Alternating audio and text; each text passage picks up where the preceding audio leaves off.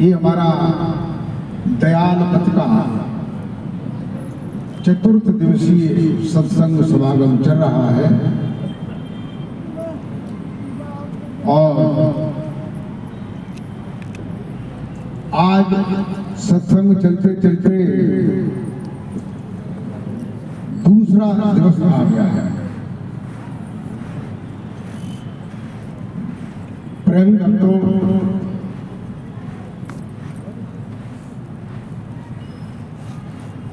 सत्संग ज्ञान और भक्ति का वह अथाह अगाध समुद्र है। इसमें जो भी स्नान करता है वह भव बंधनों से छूट करके मोक्ष मुक्ति को प्राप्त हो जाता है अगर स्नान करता है। और बड़ा स्नान ही नहीं करेगा तो भव बंधनों से कैसे छूटेगा। और फिर भव बंधनों से छूटना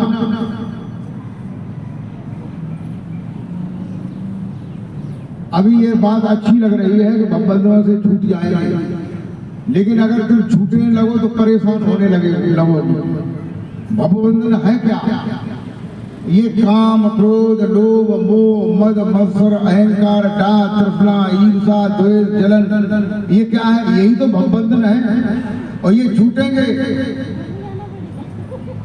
तो तुम ये सोचोगे कि परमात्मा मेरे लिए ये क्या कर रहे हैं। देखो, तुम्हारी सोच जो है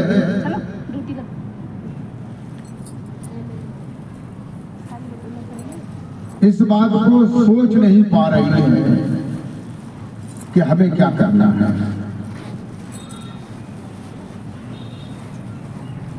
अगर मोह छूटना लगे, मोह छूटने लगे तो तुम्हारा पत्नी से प्रेम कम होगा, माँ बाप से प्रेम कम होगा, भाई बहन से प्रेम कम होगा। इनसे मोह ही तो है। ये छूटने लगेगा तो उन लोगों को भी अजीब सा लगेगा और तुमको भी अजीब सा लगेगा। और जबकि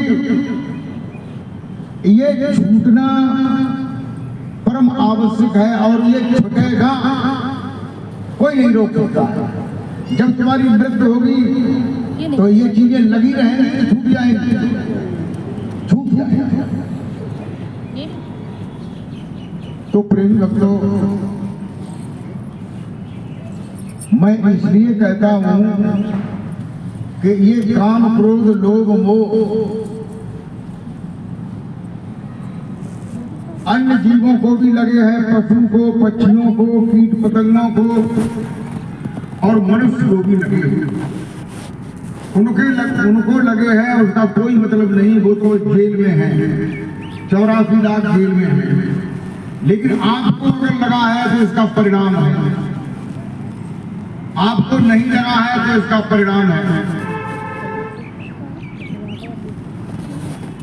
तुम जो है सदियों से, युगों से, कल्पांतरों से 84 लाख योनियों की जेल में बंधे चले आ रहे हैं।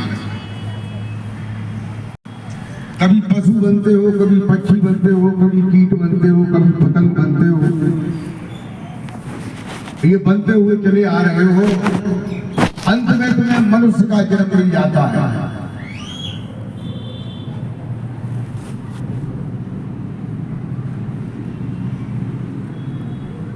तो मनुष्य का जन्म मिलना ये सर्वश्रेष्ठ बात है। हमारे सभी सदग्रंथ कहते हैं और सभी मतांतर कहते हैं कि मनुष्य जीवन जो है वो श्रेष्ठ है। क्यों श्रेष्ठ है? कि इस मनुष्य जीवन में जो हम करेंगे उसका फल मिलेगा। अगर हम पशु की योनि में करेंगे कुछ तो कोई फल नहीं मिलेगा, क्योंकि आप भोग रहे हैं। पिछला जो मनुष्य योनि में निर्णय हो गया है, अब तुम्हें पशु की, पक्षी की, अन्य जितनी भी योनियां हैं वो धीरे धीरे तुम्हें मिलेंगी। देखो गोस्वामी तुलसीदास जी ने ये बताया है, क्या बताया है? कहते हैं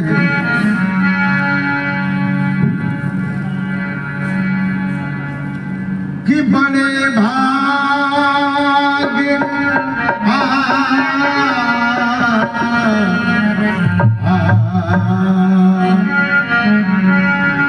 बड़े भाग्य मानुष तन पावा, बड़े भाग्य मानुष तन पावा,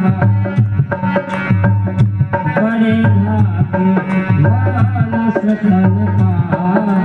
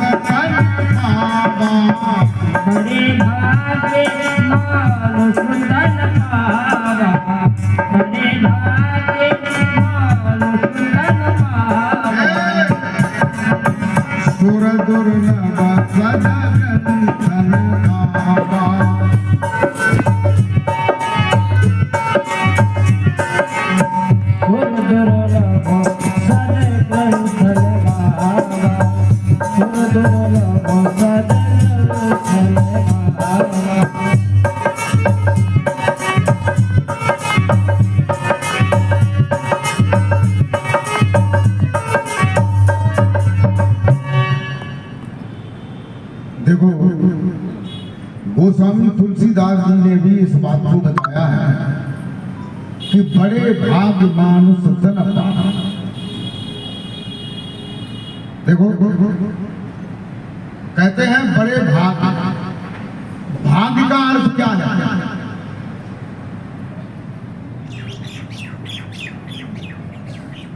भाग्य कोई परमात्मा तुम्हें बना करके नहीं देता है, भाग्य तुम्हें कोई भगवान जो है नहीं बना के देता है। तुमने जो कर्म किया है मनुष्य योनि में, उसका जो फल बन जाता है, संस्कार बन जाता है, उसी को संस्कार भी कहते हैं। और भाग्य, बड़े भाग्य मानुष तन पावा, यानी हमने मनुष्य जीवन में अच्छे ऐसे कर्म किए हैं जिससे मुझे मनुष्य का जन्म मिला। सुर दुर्लभ सद ग्रंथन गावा, जो सुर माने देवता, सुर दुर्लभ यानी देवताओं के लिए भी दुर्लभ है, ये सदग्रंथ कहते हैं। अब बताइए, अब आप लोग सोचिए, मनुष्य जीवन में ऐसी कौन सी खास बात है जो देवताओं के लिए भी दुर्लभ है, और हम देवी देवताओं की पूजा में लगे हैं। लगे हैं कि नहीं लगे? अरे भाई थोड़ा सा सर हिलाओ तो ये पता चले कि आप लोग सुन रहे हैं कि नहीं सुन रहे हैं। देवी देवताओं के लिए, देवी देवताओं की पूजा में लगे हुए हैं।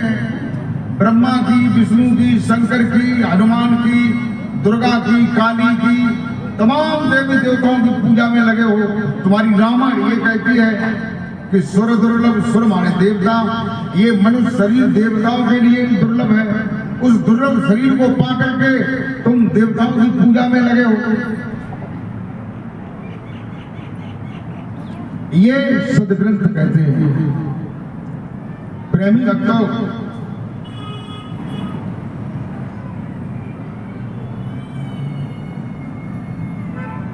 देवता लोग भी भगवान से याचना करते हैं। याचना का मतलब मांगते हैं कि हे प्रभु, हे परवरदिगार, मुझे मनुष्य का शरीर दो। देवता में और मनुष्य में क्या अंतर है, ये मैं आज बताऊंगा। देखिए, जो 84 लाख योनियां हैं, उनमें से 83,99,999 योनियां जो है वो भोग योनि है। भोग, जो भोग रही है, क्या कर रही है? भोग रही है। अपने जो किया है, मनुष्य जीवन में जो किया है उसका भोग भोग रही है। और ये देवता की योनि है, ये भी भोग रही है। जो देवता की योनि है वो क्या करे? वो भी भोग रही है। लेकिन मनुष्य की योनि है वो कैसी है? जो भोग भी रही है और कर भी रही है। जो करेगी उसका फल उसे प्राप्त होगा, और जो पहले किया है उसके बारे में भोग भी रही है। देखो, मनुष्य अगर परमात्मा की भक्ति करता है, भगवान की भक्ति करता है, तो उसे भक्ति प्राप्त होता है।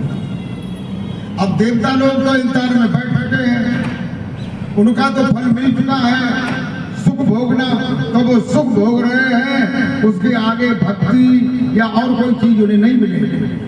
जब वो फिर से मनुष्य बनेंगे तब उन्हें मिलेगा।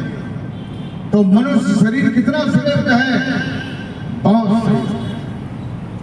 और हम जो है इस मनुष्य शरीर को पा करके मांस खा रहे हैं, शराब पी रहे हैं, चोरी कर रहे हैं, किसी की बेईमानी कर रहे हैं, किसी को गलत दृष्टि से देख रहे हैं। कैसी गलत दृष्टि? ये सब लोगों को मालूम है कि गलत दृष्टि क्या होती है, अच्छी दृष्टि क्या होती है। अच्छी दृष्टि क्या होती है कि हम अपने से छोटी आय वाली महिलाओं को बहन या पुत्री या बड़ी बहन या बुआ या माँ या ताई या आंटी, इसके रूप में अगर हम देखते हैं तो हमारी अच्छी दृष्टि है। कैसी दृष्टि है? अच्छी। अगर इनके अलावा और दिमाग में भाव करते हैं वो तो आप लोगों को मालूम ही होंगे, क्योंकि आपके पास मशीन है, वो हमेशा देखते रहते हो, चलते फिरते, और हमारी महिलाएं भी देखती रहती हैं। तो ये क्या है? ये सबके पास मीटर लगा हुआ है, सबको ये मालूम है मैं गलत देख रहा हूं कि अच्छा अच्छा अच्छा। तो प्रेमी भक्तों, ये मनुष्य शरीर जो है वो बहुत हमें श्रेष्ठ मिला है। देखो, एक मैं बात आपको बताऊं। पहले जब से ये उत्पत्ति हुई है पृथ्वी की, तब से ब्रह्मा विष्णु महेश पहले उत्पत्ति हुए हैं। ये भागवत बता रही है। क्या बता रही है? भागवत वहां पुराण कह रहा है कि पहले जल ही जल था। ये भागवत की बात बता रहा है। जल ही जल था, कुछ नहीं था। जल के अंदर नारायण प्रकट हुए। नारायण का मतलब भगवान विष्णु प्रकट हुए। तो भगवान विष्णु का नारायण नाम कब पड़ा? जब वो जल के अंदर पड़ा। नार कहते हैं किसे? नार माने जल, ऐन माने घर, नारायण यानी जिसका जल में घर हो उसे क्या कहते हैं? नारायण। और उनकी नाभि से कमल उत्पन्न हुआ। कमल बंद था, उसमें ब्रह्मा बंद थे। जब बाहर उत्पन्न हुआ, कमल खिला, तो ब्रह्मा ने देखा कि पानी ही पानी है, कोई चीज नहीं है। उनकी आंखों में आंसू आए। उन्होंने सोचा मेरे जैसे और भी कोई होते तो मैं उनसे बातचीत करता। आंसू, इस आंख का आंसू, इस आंख का आंसू, नाक के सहारे से चल करके नाक की ये बीच की जगह है, ये दोनों आंसू मिलके मिल गए। फिर नीचे गिरा आंसू, एक बच्चा पैदा हुआ। ये भाग भाग कहती है। वो बच्चा रोने लगा, इसलिए उसका नाम क्या पड़ा? रुद्र भगवान। रुद्र माने रोने वाला, जिनको महेश कहते हैं, शंकर जी कहते हैं। ऐसे ब्रह्मा विष्णु महेश की उत्पत्ति। फिर ब्रह्मा ने सोचा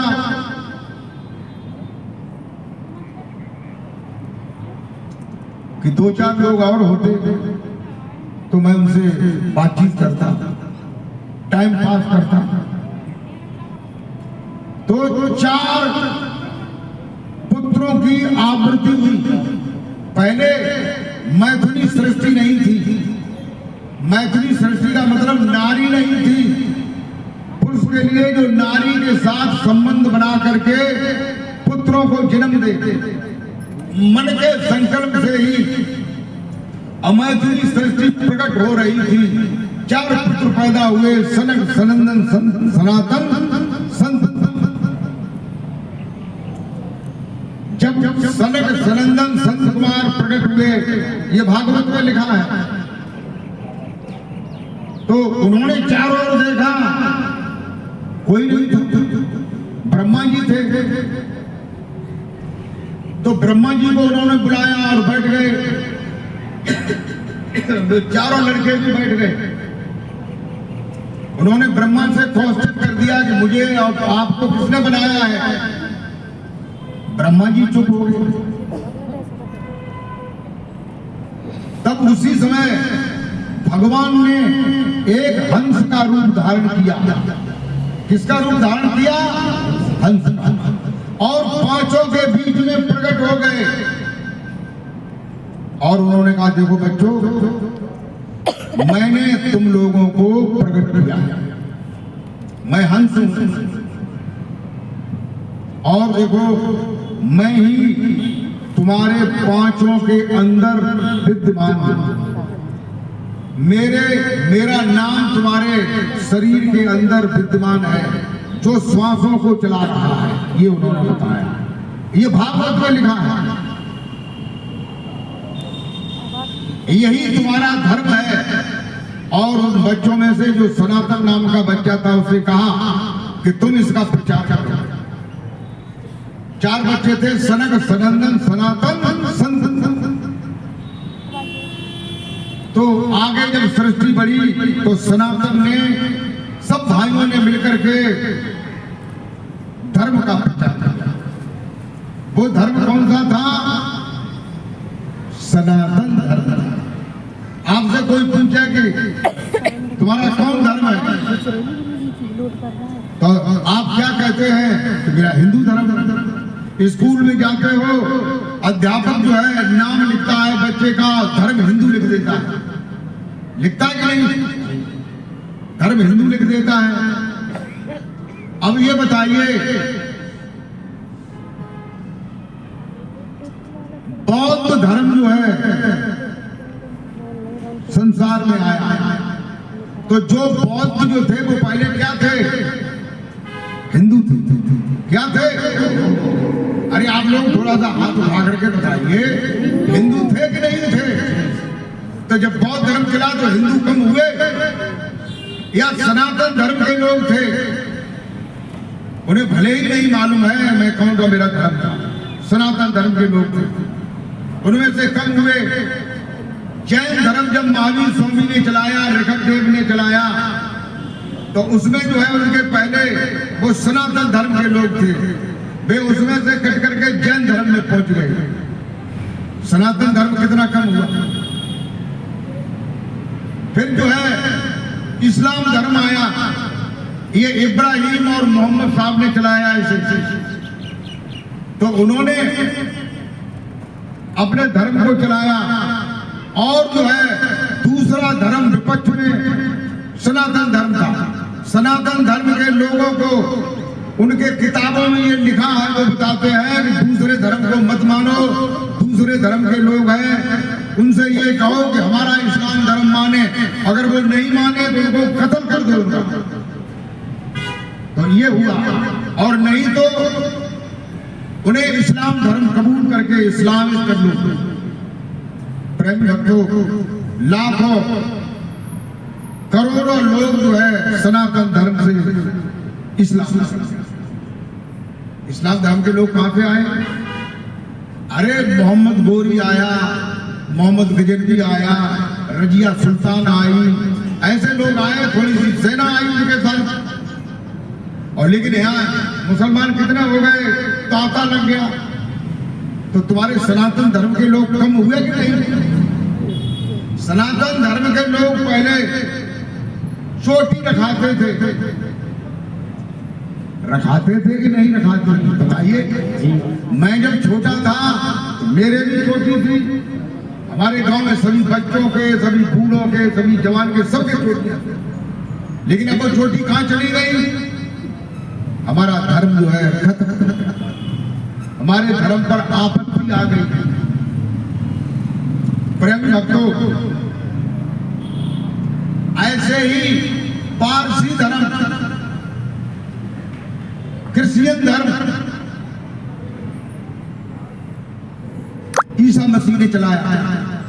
आज भी क्रिश्चियन लोग जो है हमारे हिंदुओं को क्रिश्चियन बना रहे हैं।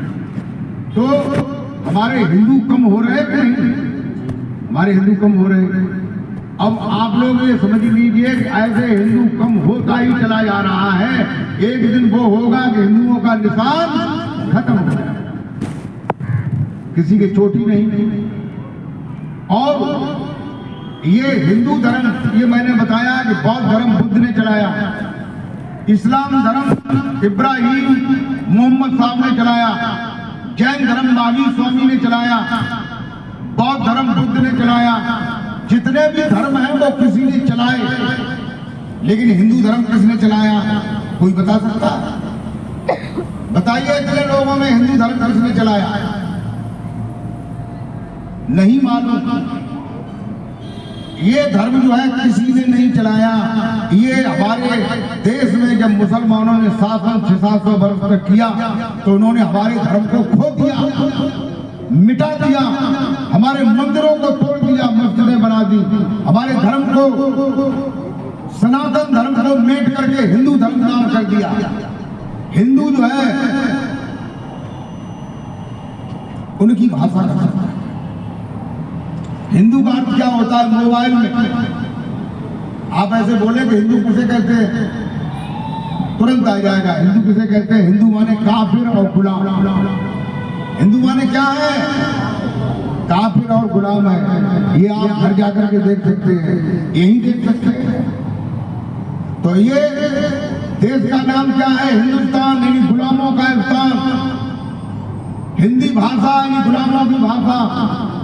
इसका महासागर है हिंद महासागर, गुलामों का महासागर। प्रेमी भक्तों, हम लोगों को चारों तरफ से गुलाम करते हैं। हमारा धर्म नहीं, हमारा चिन्ह कर दिया कि तुम गुलाम हो। और हम गर्व से कहते हैं कि हम हिंदू हैं। हम ये नहीं जानते हैं कि हम सनातन धर्म वाले हैं। देखो, जितने भी धर्म हैं, ये कलयुग में आज से 500 ईसा पूर्व में बुद्ध धर्म चला। उसके बाद जो है मोहम्मद साहब का धर्म, जैन धर्म, ये सब बाद में चला। पहले कोई धर्म नहीं था, एक ही धर्म था, सनातन धर्म। ये सनातन धर्म किसने चलाया? ये तो अभी मैंने बताया ही था। ये सनातन ने चलाया। सनातन ने, सनक सनंदन सनातन संत कुमार, ब्रह्मा के 4 पुत्रों में सनातन ने ये धर्म चलाया। सनातन का क्या अर्थ है? सनातन, तन माने शरीर, सना माने जो शरीर के अंदर सना हुआ है, मिला हुआ है, रमण कर रहा है, विद्यमान है, श्वास को चला रहा है, ऐसे धर्म को सनातन धर्म। बोल जयकारा बोल मेरे श्री महाराज की जय। हम सनातन धर्म को भूल गए। हमारे 33 करोड़ देवता बताए जाते हैं। अरे भले ही 33 करोड़ न हो, अब तो 100 देवता हो, तुम अपने सभी देवताओं को भूल करके कालू खां पे चद्दर चढ़ाते कि नहीं? वहां राजस्थान में एक दरगाह बना हुआ है, वहां पर चादर चढ़ाते जाकर तुम्हारे देवता सब मरिए, कहाँ चले गए जाने? तुम्हें अपने देवताओं पर विश्वास नहीं, इसलिए तुम्हारा धर्म जो है छीन हो रहा है। तुम अपने धर्म को देखो, तुम्हारा धर्म सनातन धर्म है, जो शरीर के अंदर में प्रभु का नाम है, जो रमण कर रहा है, जिसे जो है रामायण में तुलसीदास जी कहते हैं, क्या कहते हैं सुनिए।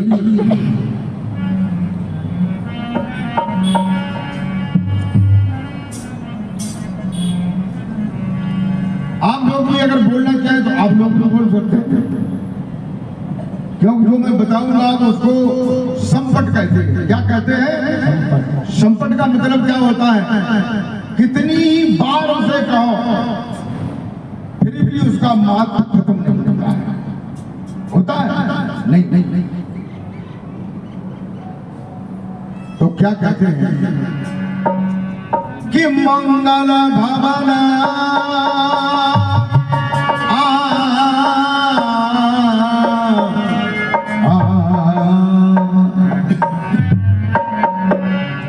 मंगल भवन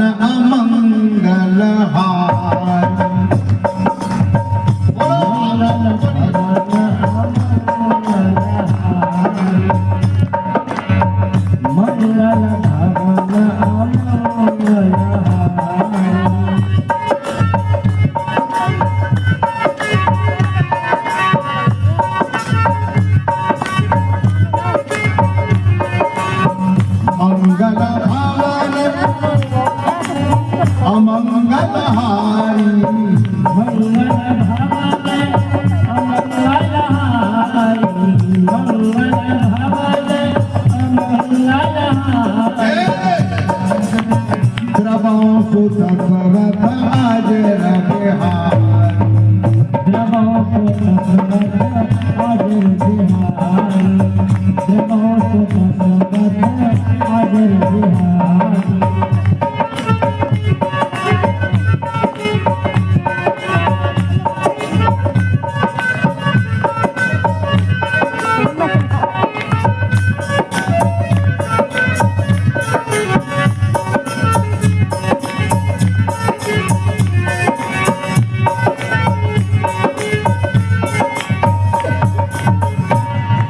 मेरे भगवत प्रेमियों,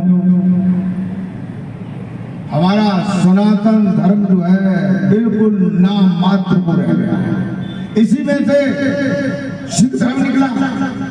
सिख लोग जो थे पहले वो हिंदू ही तो थे। बता भैया, हिंदू थे मुसलमान थे? हिंदू थे। तो हिंदू कम हुए, सनातन धर्म वाले कम हुए, और फिर उसी में से आज जो है बहुत से पंथ चल रहे हैं, बहुत से मजहब चल रहे हैं। रामदेव बाबा का मजहब चल रहा है, संत रामपाल का चल रहा है। संत रामपाल 7 नाम बताते हैं।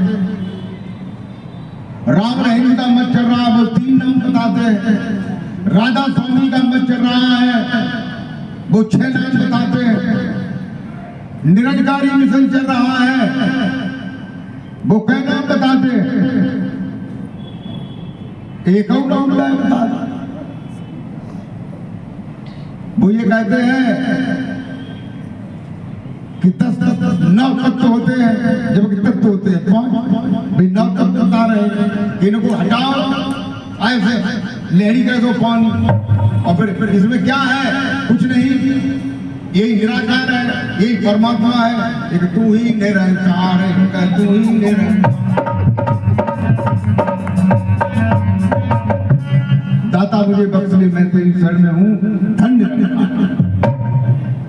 तो ये लोग क्या कर रहे हैं? इन लोगों ने 5 नाम, 7 नाम, 3 नाम, छोटे मंत्र, बड़े मंत्र दे करके हमारे सनातन धर्म को इन्होंने खत्म कर दिया है, नुकसान दिया है। हमारे सनातन धर्म के पेड़ों को डाली डाली काट करके टुंडा कर दिया है, केवल तना खड़ा हुआ है। अब हो सकता है कुछ समय बाद जो है लोग जड़ से भी उसे उखाड़ करके फेंक। ये जो मैंने ज्ञान दिया है आप लोगों को, पहले सबसे पहले क्लास का, ये सनातन धर्म का ज्ञान है, ये अनाद काल से चला आ रहा है। शिव महाराज की जय। देखो कवि साहब कहते हैं, क्या कहते हैं कि कोटि नाम, ये सनातन धर्म का ज्ञान है, जिस ज्ञान को मैं दे रहा हूं, ये प्रमाण कवि साहब बता रहे हैं। क्या कह रहे हैं कि कोटि नाम संसार में, अरे तात कछु न हो। कोटि नाम संसार में, तात कछु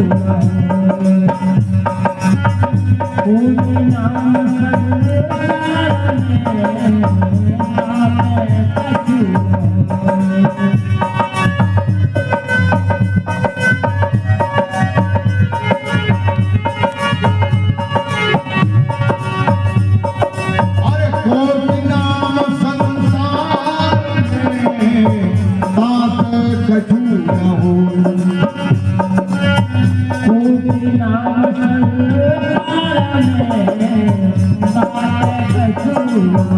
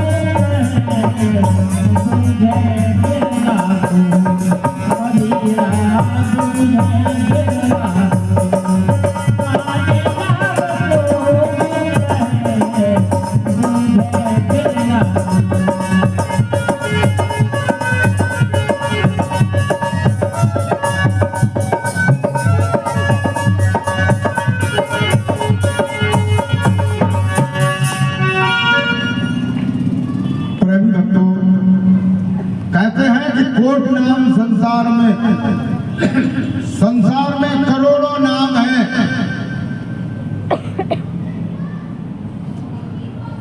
कोई कहता ओम निरंजन निरंकार सुर सतनाम आदिनाम पाताले नाम सिंध नाम अदनी नाम अल्लाह नाम पाक नाम खुदा नाम राम नाम कृष्ण नाम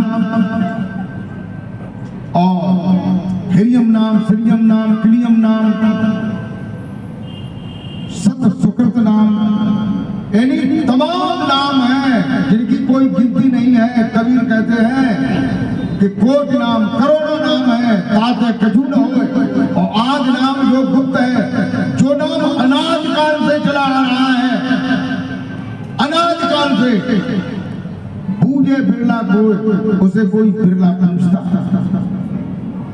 बोले शिव महाराज की जय। और देखिए इसके पहले मैंने एक चौपाई कही थी, अभी उसका व्याख्यान नहीं कर पाए कि